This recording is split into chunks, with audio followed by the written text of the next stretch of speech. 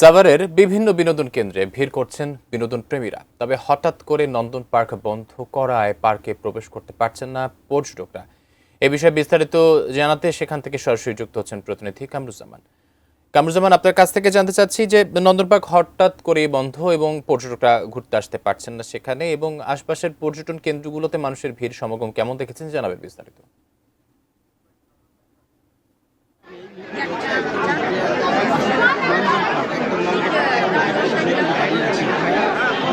৯টার সময় খোলার কথা থাকলেও এখন পর্যন্ত ১১টা বাজতে চললো, কিন্তু এখন পর্যন্ত ১১টা পার হয়ে গেলেও এখন পর্যন্ত নন্দন পার্কের আপনি দেখতেই পাচ্ছেন যে গেট কিন্তু একটু আগেই বন্ধ ছিল। এখন টিকিট যারা যারা এখানে ঘুরতে এসেছে, যারা বেড়াতে এসেছে, বিনোদন যারা প্রেমী, তাদের তোপের মুখে কিন্তু এখন আবার টিকিট কাউন্টার খোলার সিদ্ধান্ত নিয়েছে। তো আমরা কথা বলেছি এখানকার যারা সিকিউরিটি পেয়েছে, সিকিউরিটি কথা বলেছি। অ্যান্টিব্যাকটেরিয়াল অ্যাডিটিভ যুক্ত সেরা ওয়াটার ট্যাঙ্ক বিশুদ্ধ পানিতে ব্যাকটেরিয়া জন্মাতে দেয় না। সিকিউরিটি আমাদের যেমনটি জানিয়েছে যে তাদের পারিবারিক যে কলহ, তার হঠাৎ করেই তারা কিন্তু পারিবারিক কলহের কারণেই কিন্তু তারা নন্দন পার্ক বন্ধ ঘোষণা করে। এইটা কোনো নোটিশ দেওয়া হয় নাই।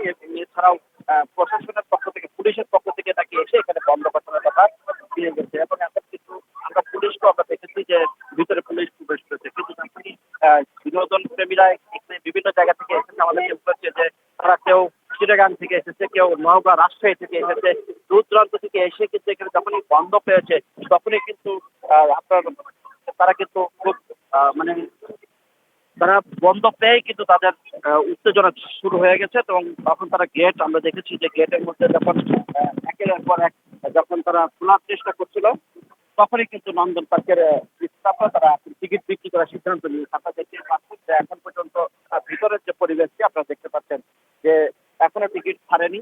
তবে সবাই কিন্তু এই মার মুখে অবস্থানে এখন কিন্তু রয়েছে। আমি আপনাদেরকে একটু দেখাই যে গেটের যে ভিতরে কিন্তু যারা দায়িত্বে রয়েছে তারা কিন্তু ভিতরে এখানে অবস্থান করছে, এবং বাইরে যারা টিকিট নিবে তারা কিন্তু এখানে অবস্থান করছে। সবকিছু মিলে কিন্তু একটা হযবল অবস্থা কিন্তু সৃষ্টি হয়েছে। তবে